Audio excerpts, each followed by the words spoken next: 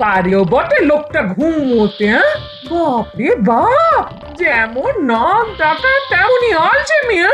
সুজি মামা কখন উঠে এখন হাই তুলছে, আর এই লোকটা ঘুমোচ্ছে তো ঘুমোচ্ছে, হ্যাঁ? আহ, বিরক্ত করো না, দেখছো না বিশ্রাম করছি। মাথা ঠিক রাখার জন্য ঘুম খুবই দরকারি, বুঝলে? কি গো, গোপালের গিন্নি আজ জল আনতে যাবে না? এরপর গেলে তো মাথার চাঁদি ফেটে যাবে। চলো চলো, কত দূরে যেতে হবে মনে আছে তো? বল, শুনছ তো? মাথার চাঁদি ফাটিয়ে সেই কত দূর যেতে হবে, হ্যাঁ? আচ্ছা বলি, তোমার শরীরে কি কোনো দয়া মায়া নেই, হ্যাঁ? বউ সেই কোন দূর থেকে জল মাথায় করে নিয়ে আসবে, আর তুমি নাকে তেল দিয়ে ঘুমোবে, হ্যাঁ? তোমার নিশ্চয়ই কুম্ভকর্ণের বংশের জন্ম, তাই না? হ্যাঁ, ওই কুম্ভকর্ণ আমার মামাতো শালার পিসতুতো ভাই। এই শোনো, তোমার সঙ্গে কথা বলার কোনো ইচ্ছেই আমার নেই। তোমার বাক্কিবার মহারাজকে গিয়ে শুনিও। আমি এখন চললাম। কথা বলতে বলতে যে নাক ডাকে সে একটা অমানুষ, সে ব্যাপারে আমার কোনো সন্দেহ নেই।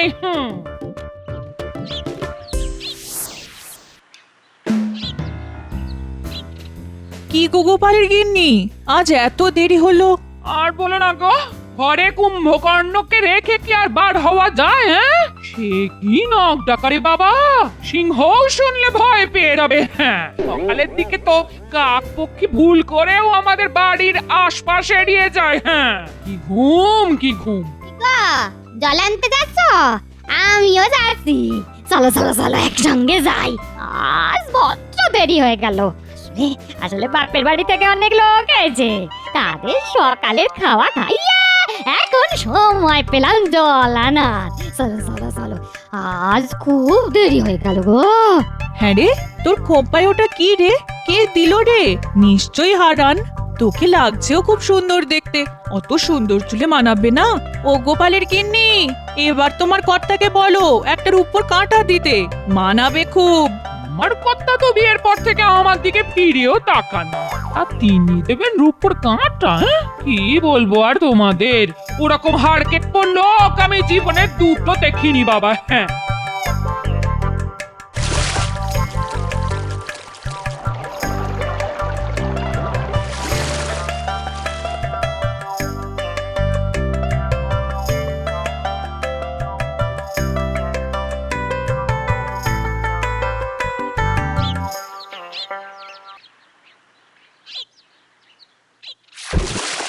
আরে আরে আরে, আহা, কলসিটা এমন ভাবে রাখলে যে ভেঙে যেতে পারে। খুব খুব অন্যায় হয়ে গেছে গো, আমাকে তুমি ক্ষমা করে দাও গো, আর হবে না। হ্যাঁ, বাবা, আজই কি কথা শুনি মন্থরার মুখে।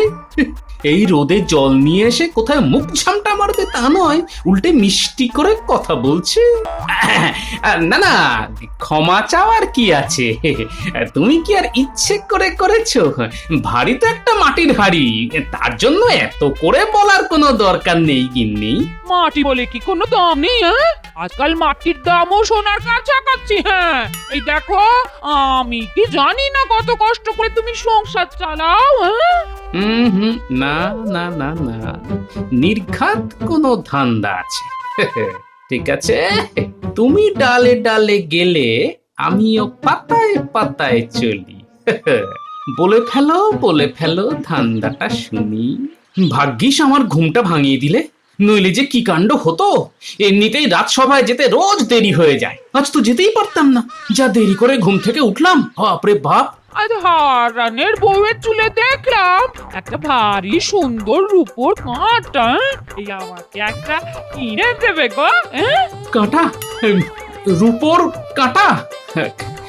হারানের বউয়ের চুলে? আমাকে আমাকে একটু জল দেবে গিন্নি? বুকটা না কেমন যেন ধরপড় ধরপড় করছে, শরীরটা খারাপ লাগছে। বৈদ্যকে একটু ডাকবে নাকি গো? যতদিন না আমার চুলের উপর কাঁটা ওঠে ততদিন আমি এই বাড়ির জলস্পর্শ করব না, এই আমি বলে রাখলাম। হ্যাঁ,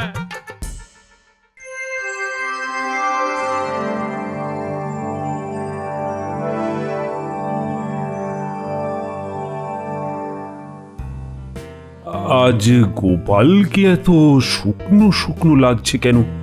বাড়িতে কি কোনো অশান্তি হয়েছে? মহারাজ, গোপালের খাবার যা চাহিদা তা মেটাতে গেলে প্রত্যেক সংসারেই অশান্তি লাগবে।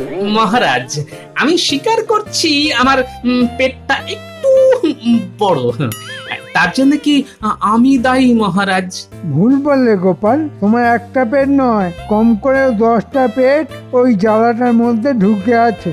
না না না, তুমি এভাবে কাউকে অপমান করতে পারো না মন্ত্রী। গোপাল খেতে পারে, তার জন্য দায়ী নিশ্চয়ই ও নয়। মহারাজ, মন্ত্রী মশাই জানেন না যে আমাকে কত কষ্ট করে খান 12টা পেট চালাতে হয়।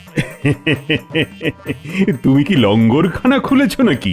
না, ঠিক তা নয় মহারাজ।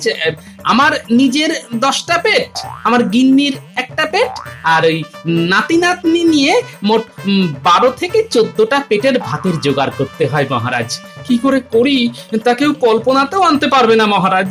তুমি কটা পেট চালাও তা জেনে মহারাজের কি লাভ? হ্যাঁ, তুমি কি মহারাজের কাছে তোমার মাসোহারা বাড়াতে আর্জি জানাচ্ছ নাকি? করতেই হবে না। অন্তত মহারাজকে আমি অনুরোধ করব তিনি যেন তোমার ওই আর্জি মেনে না নেন। আপনি যে মুখ দেখেই মনের কথা বুঝতে শিখেছেন তা জেনে খুবই পুলকিত হলাম। মহারাজের যদি মন্ত্রীকে এখন থেকে বাইরে একটা বসার জায়গা করে দেন, তাহলে ওই মানুষের ভাগ্য গণনা করে মনে হয় একটু বাড়তি রোজগার হয় মহারাজ। আর অন্য পথে রোজগারের কথা ভাবতে হবে না। মহারাজকে আমি কিছুতেই গোপালের ফাঁদে পড়তে দিতে পারি না। মহারাজ, গোপালকে এই সাহায্য করলে আমি কিন্তু আর রাজসভায় আসবো না। মন্ত্রিত্ব ছেড়ে দিতেও আমি রাজি আছি। না না গোপাল, দেখছো তো রাজসভায় তোমায় নিয়ে কেমন তর্ক হচ্ছে, আর আমি রাজা হয়ে এই বিতর্কের মধ্যে মোটেই থাকতে চাই না। আপনার অবস্থা আমি বুঝতে পারছি মহারাজ। আমার সমস্যাটা দেখি কি করে সমাধান করি। তবে আপনাকে এর মধ্যে আমি আর জড়াবো না, এই কথা দিলাম আপনাকে মহারাজ। দেখো গোপাল, তোমাকে আমি খুব ভালোবাসি, তাই খালি হাতে তোমায় ফিরিয়ে দেব না, কিন্তু সেটা ধারও নয়, দানও নয়। বুদ্ধি করে যদি আমার কাছ থেকে মোহর জোগাড় করতে পারো তো আমি বুঝবো তোমার এলেম আছে। মোহর তখন আমি তোমাকে দেব স্বেচ্ছায়, হাসতে হাসতে। সবই আমার কপাল, শেষ পর্যন্ত মহারাজকে ঠকিয়ে উপার্জন করতে হবে আমার।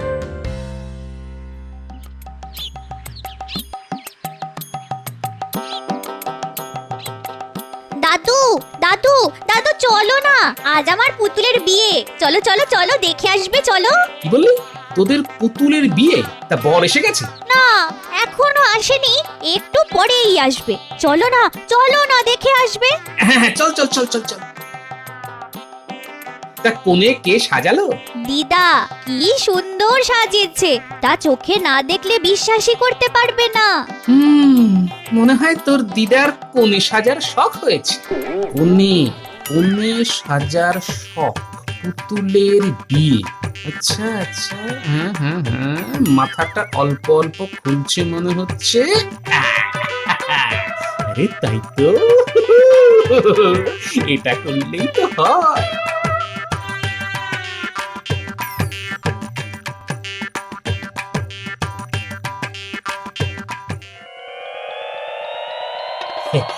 বাহ, কি সুন্দর তোর দিদা কোণে সাজিয়েছে রে, খুব সুন্দর, একেবারে যেন দিদাই। আর আর বর কোথায় গেল? বর বর বললাম না, বর এখনো আসেনি, এক্ষুনি এসে যাবে। দাঁড়িয়ে দেখে যাও না, তবে বরকে না একদম তোমার মতো দেখতে। হ্যাঁ, বলিস কি রে? বরকে দেখতে আমার মতো?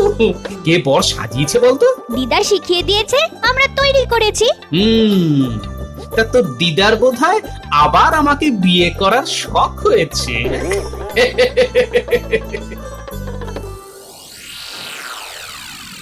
বুঝলে বউ, আজ গোপাল মহারাজের কাছে মোহর ধার চাইতে এসেছিল।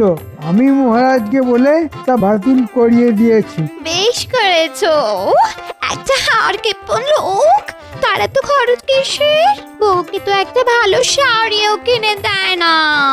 গয়নাগাটির কথা তো বাদই দিলাম, তাহলে এত মোহর ওর লাগে কি করে?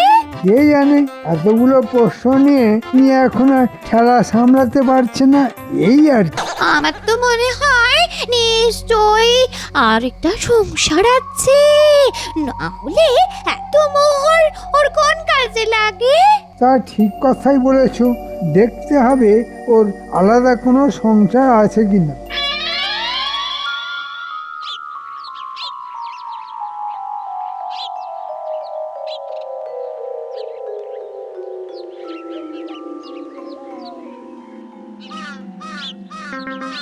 কি ব্যাপার গোপাল, তোমাকে এত অস্থির লাগছে কেন? হবে না, বুদ্ধি লড়াই লড়তে গেছে আপনার সঙ্গে, আমি থাকতে পেরে উঠবেন না, তাই এত অস্থির হয়ে আছে। হ্যাঁ, তাই নাকি গোপাল? তা তোমার এত বুদ্ধি, আমার সঙ্গে না হয় নাই বা পারলে, তাতে কি যায় আসে? আগে আপনার সঙ্গে বুদ্ধিতে আমি কখনোই পারবো না, বিশেষ করে মন্ত্রী মশাই যতক্ষণ আপনার পাশে আছেন সেটা আমি জানি। কিন্তু আমি একটা অন্য ব্যাপারে খুব ব্যস্ততার মধ্যে আছি মহারাজ। মহারাজ, দেখুন গিয়ে গোপালের অন্য কোনো সংসার আছে কিনা। এ কি বলছো তুমি মন্ত্রী? গোপালের আরেকটা সংসার আছে? না না না না, এ হতেই পারে না। মহারাজ, আমার মনে হচ্ছে মন্ত্রী মশাইয়ের বুদ্ধির উন্নতি হয়েছে। কিভাবে এটা হলো তা খুবই রহস্যের ব্যাপার মহারাজ। কল্পনা শক্তি যে আপনার মন্ত্রীর এত প্রবল তা আগে জানতাম না মহারাজ। তোমার ওই কুমড়ো পটাশ মাথায় যদি ঘিলু থাকতে পারে, আমার থাকবে না কেন? আমায় ফাঁকি দেওয়া অত সোজা কাজ না মহারাজ। শোনো, তোমাদের এই সব কথার মারপ্যাচ আমি কিন্তু কিছুই বুঝতে পারছি না। আমায় খোলসা করে বলো তো গোপাল, মানে তোমার সমস্যাটা কি? মহারাজ, অপরাধ নেবেন না, আমি না মানে ওই ওই আর কি মানে বিয়ে করছি মহারাজ। বলেছিলাম মহারাজ, আমার ভাবতে লজ্জা লাগছে, এই বয়সে গোপাল আবার বিয়ে করতে যাচ্ছে। ছি ছি ছি। গোপাল, সত্যি করে বলো, এটা সত্য না রসিকতা? মহারাজ, আমি মিথ্যে কথা বলি না, সত্যি আমি বিয়ে করছি, এবং কালকেই। একেই বলে ভীমরতি, বুড়ো বয়সে এই রোগটা হয়। মহারাজ, এই অনাচার আমি মানতে পারছি না, হয় গোপাল এখানে থাকবে নয় আমি। কে থাকবে সেটা আপনি ঠিক করুন। এই, তুমি থামো তো মন্ত্রী, আমি গোপালকে প্রশ্ন করেছি, এই বয়সে আবার বিয়ে? একটু কেমন কেমন লাগছে যেন। আসলে মহারাজ বলতে পারেন কিছুটা বাধ্য হয়েই এই বিয়েটা আমায় করতে হচ্ছে। বিশদে সব খুলে বলবো, এখন নাই বা বললাম, তবে এটা সত্যি যে আমি আবার বিয়ে করছি মহারাজ। কেন কেন কেন বাধ্য হয়ে কেন? বিয়ে আবার কেউ বাধ্য হয়ে করে নাকি? কখনো কখনো করে কখনো কখনো, সেটা শুনলে বুঝতে পারবেন। এসব বাজে যুক্তি মহারাজ, ওর বিয়ে করার ইচ্ছে হয়েছে তাই করছে, কিন্তু মহারাজ এই বিয়েতে আমার মত নেই, সে কথাটা বলে রাখলাম। কে তোমার মত চাইছে যে আগ বাড়িয়ে তুমি দিতে যাচ্ছ? না মহারাজ, আপনার একজন গণ্যমান্য মন্ত্রী হিসেবে আমারও কিছু দায়িত্ব আছে, তা আমি অস্বীকার করতে পারছি না। আমি যতক্ষণ রাজ সিংহাসনে আছি তখন দায়িত্বটা তোমায় নিতে হবে না মন্ত্রী, আমি নেব।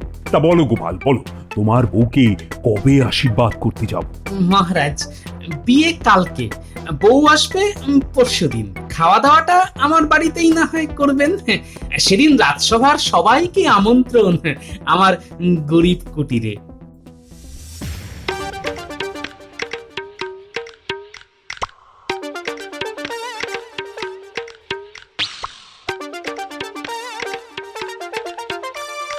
আরে গোপাল যে, শোনো শোনো শোনো, এদিকে এসো এদিকে এসো। শোনো, মাছ কিনতে গেলে না আমার কাছ থেকেই কিনতে হবে, বুঝেছো?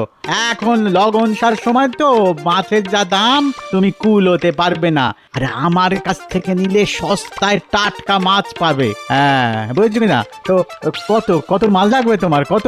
অনেক অনেক, তোমার কাছে যত মাছ আছে তা তো নেবই, দরকার পড়লে অন্য দোকান থেকেও নেব। আমার চাইতে ভালো মাছ এখানে কেউ দিতে পারবে না, বুঝছো কিনা? আর সস্তাতে তো নয়। দাও দাও দাও, যত পারো মাছ দাও, ভালো দেখে দেবে কিন্তু, নইলে বুঝতেই পারছো কি হবে। তার পাচ্ছি না, মহারাজকে বলে দেবে, এই তো। তা গোপাল, এত যে মাছ দিচ্ছ, দাম দিতে পারবে তো? আমি আমি দাম দেবো কেন? দাম তো দেবে মহারাজ, মহারাজের কথাতেই তো মাছ নিতে আসা। ও তাই বলো। আচ্ছা তাহলে নাও নাও নাও, কত মাছ নেবে নাও। দাঁড়াও দাঁড়াও দাঁড়াও দাঁড়াও দাঁড়াও, আমি আমি আমি আমি আমি বেছে বেছে ভালো মাছ দিচ্ছি।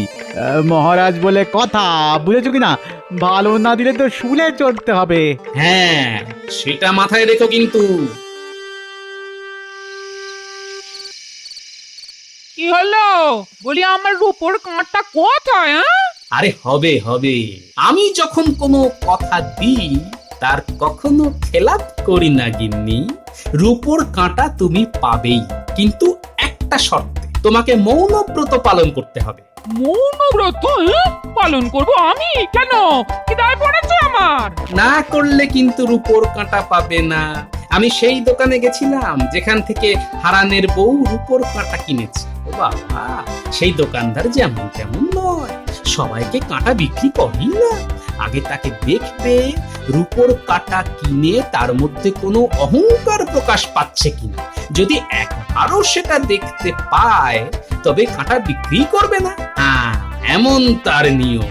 সে আসছে, তুমি ভালো শাড়ি পরে তার সামনে একদম চুপ করে থাকবে, বুঝেছো? না, কিছুতেই বুঝতে পারলাম না। রূপোর কাঁটার জন্য আমি সব মেনে চলবো, হ্যাঁ, তবে তাতে যদি না পাই তবে তোমার একদিন কি আমার একদিন। হ্যাঁ হ্যাঁ, সেটা মনে রেখে যা বললাম তা অক্ষরে অক্ষরে মেনে চলবে, কেমন?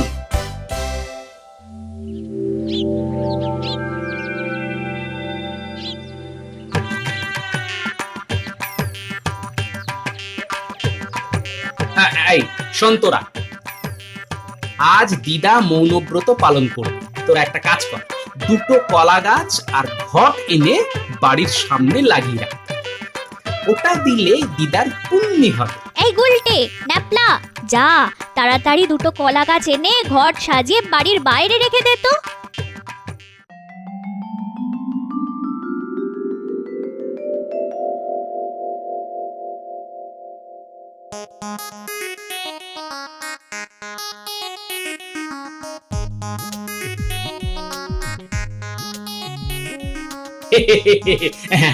আসুন আসুন মহারাজ, আমার কি সৌভাগ্য, আজ আমার বাড়িতে আপনার পদধূলি পড়লো।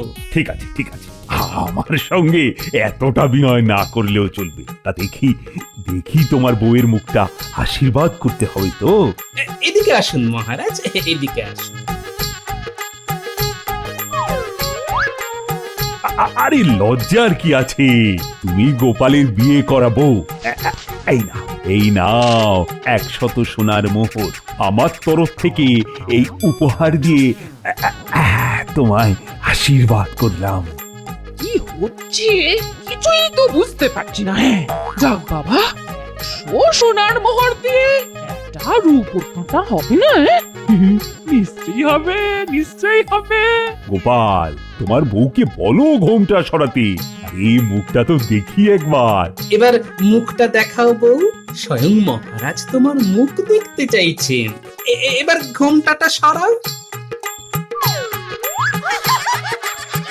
কি গোপাল, এ তো তোমার পুরনো বউ, কিন্তু তুমি যে বললে আবার বিয়ে করেছো। মহারাজকে ডেকে নে, তুমি কি আমাদের সঙ্গে মস্করা করছো? মহারাজ, এর একটা বিহিত হওয়া দরকার। গোপাল, এটা তুমি কি করলে? আরে লজ্জায় যে আমার মাথাটা হেঁট হয়ে গেল। কেন মহারাজ, আপনার মাথা হেঁট হবে কেন? আমি তো আপনাকে বলেছিলাম আমি বিয়ে করছি। একবারও তো ভুলিনি পাত্রীটিকে। আপনিই বলেছিলেন বুদ্ধিতে আপনাকে পরাজিত করতে পারলে আমার প্রয়োজনের তুলনায় বেশি মোহর পাবো। আপনি মহান, নিজেই স্বীকার করুন। আমি কি কোনো তঞ্চকতার আশ্রয় নিয়েছি মহারাজ? তোমার সঙ্গে বাজিতে পরাজিত হতে আমার কোনো লজ্জাই নেই, বরঞ্চ এটা ভেবে আনন্দিত হচ্ছি একজন প্রকৃত বুদ্ধিমানের কাছেই আমি হার স্বীকার করেছি। না না না না, তোমার তুলনা একমাত্র তুমি গোপাল। আরে তাড়াতাড়ি বলো, তোমার মাছের দাম কত পড়েছে?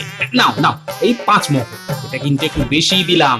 দামের কথা পরে হবে, আগে বলো তো মহারাজ মাছ খেয়ে কি বললেন? মহারাজ বললেন, তো মাছ নয়, মনে হচ্ছে রসগোল্লা খাচ্ছি। একেবারে খাঁটির উপর কাঁটা দেখাও তো ভাই। গিন্নির জন্য নেবে তো, তাহলে এটা নিয়ে যাও, একদম খাঁটির উপর, কিচ্ছু মেশানো নেই, দাম কিন্তু একটু বেশিই পড়বে। আরে দামের কথা তুমি বলবে কেন? বলবো তো আমি, সোনা দিয়ে রূপো কিনছি, তাতে বলছো দাম একটু বেশি পড়বে? এই নাও সোনার মোহর, এবার কাঁটাটা হাতে দাও, গিন্নির চুলে পরিয়ে দিয়ে আসি।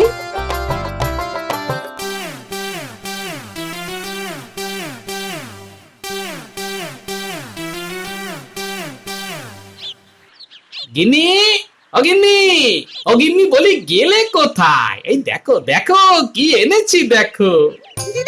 দাদু এসে পড়েছে, তুমি দাদুর দিক থেকে মুখ ঘুরিয়ে বসো, আমরা দরজার আড়ালে লুকিয়ে আছি। তোমার জন্য দেখো রূপোর কাঁটা নিয়ে এসেছি, তুলে দেবে না? ও, তোমার ইচ্ছে হয়েছে আমি পরিয়ে দিই, তা দেবো না কেন? এই দিলাম খোপায় খাঁটি রূপোর কাঁটা পরিয়ে। দাদু আমরাও আছি, এই দেখো না, আমরা দুটো মালা নিয়ে এসেছি। এবার দিদা তুমি দাদুর দিকে তাকাও, আর দাদু তোমার দিকে। এই নাও মালা, দুজন দুজনকে পরিয়ে দাও। শুভ দৃষ্টি থেকে মালা বদল সব করতে হবে। রূপোর কাঁটা দিয়ে দাদু দিদার বিয়ে। দাদু বলল বুড়ি আমার মুখ পুরি, দিদা বলল বর তুমি কি আমার পর?